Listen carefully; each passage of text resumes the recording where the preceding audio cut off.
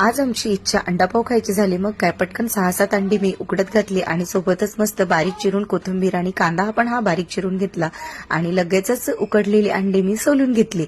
अंडी सोलोपर्यंत इकडे सगळे अंडी सोलून झाली आणि लगेचच अंड्याला मधून चीर मारून म्हणजेच 2 भाग करून घेतले अंड्याचे.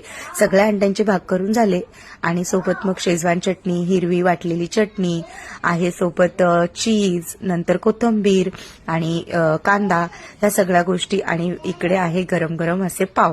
आणि तवा ठेवला तापत, तव्यावरती तेल टाकलं आणि लगेचच तेल तापल्यानंतर त्याच्यामध्ये थोडी हळद, मीठ आणि लाल तिखट टाकलं आणि जे अंडे आहे ते छान सगळे फ्राय करून घेतले. आता सगळे अंडे छान फ्राय करून झालेले आहे. अंडे फ्राय करून झाल्यानंतर बघू शकता अंड्याचा रंग हा किती छान दिसतोय आणि मस्त फ्राय करून एका प्लेटमध्ये काढून घेतले.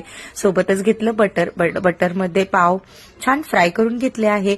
पाव पण एकदम मस्त फ्राय झाले आणि सोबतच लगेचच एक पाव घेऊन त्याच्यामध्ये हिरवी चटणी लावून पूर्ण मग शेजवान चटणी आणि त्यासोबतच लगेचच मग हिरवा आपला कांदा, कोथिंबीर, या सगळ्या गोष्टी मस्त ऍड करून घेतल्या. ऍड करून झाल्यानंतर लगेचच आपले फ्राय केलेले जे अंडे होते ते पण मी टाकले त्याच्यावरती आणि मग आली ती मेन विशेष वेळ म्हणजे चीज टाकायची. मग पुन्हा त्याच्यावरती जेव्हा चीज टाकायला घेतलं तर तुम्ही इकडे बघू शकता त्याचा रंग आणि कलर किती छान दिसतो आहे आणि असं बघूनच तोंडाला पाणी सुटतं सर्वांच्या. मुंबईचा फेमस असा अंडापाव हा आपला तयार आहे.